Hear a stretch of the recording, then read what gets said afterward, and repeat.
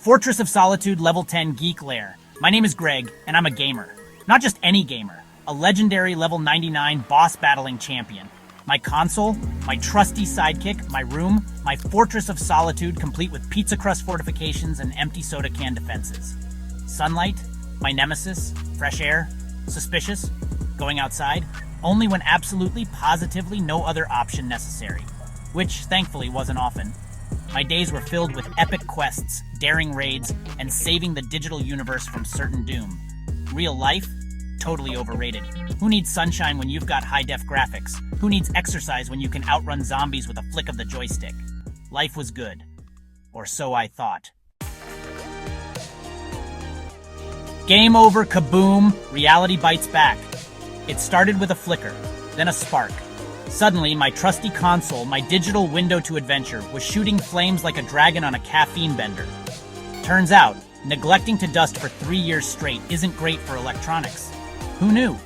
The next few minutes were a blur of sirens yelling and me trying to explain to firefighters that, yes, my room usually smelled like burnt cheese puffs. But this was different, I swear. The good news? I survived. The bad news? My house was a crispy, charred testament to the dangers of neglecting real-life responsibilities. And guess where I was forced to go? Outside. Into the blinding light of reality. Noob in the wild sun. What's that? The first thing that hit me was the smell. Not the comforting aroma of pepperoni and artificial cheese, but actual real-life smells. Grass, trees, that weird neighbor who always smelled vaguely of mothballs. The second thing was the sun. A giant flaming ball of doom in the sky. Didn't that thing have like an off switch? My eyes, used to the comforting glow of my TV screen, felt like they were melting. Everything felt weird, unpredictable. The ground was bumpy and uneven. Not a perfectly flat surface like in my games. And don't even get me started on the birds. Why were they chirping so loud? Were they trying to give away my position to the enemy? This whole outside thing was way more complicated than it looked in the games. Epic fails, real life, you're doing it wrong. Turns out, navigating the real world takes more than lightning-fast reflexes and a mastery of button combos. My first attempt at grocery shopping was a disaster. I accidentally walked into a pole because I was too busy trying to figure out if the girl in aisle 3 was checking me out. Spoiler alert, she wasn't. Then, I panicked at the checkout and tried to pay with my video game currency.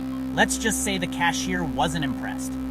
My social skills were about as effective as a rusty spork in a lightsaber duel. Attempts to make friends usually involved me quoting video game dialogue or challenging people to epic thumb wrestling matches.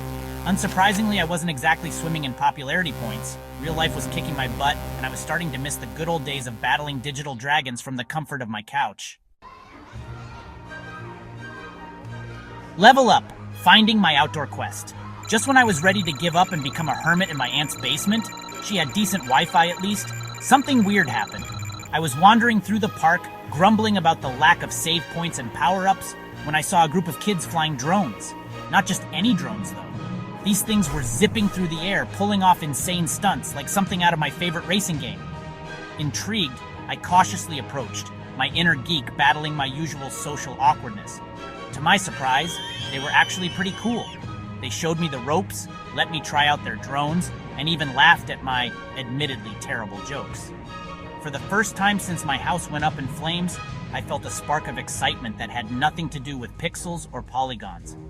This was different. This was real. And it was kind of awesome. Maybe, just maybe, this whole outside thing wasn't so bad after all. I still loved my games, but now I had a new quest to conquer. One that involved fresh air, real-life challenges, and maybe even making some actual friends along the way.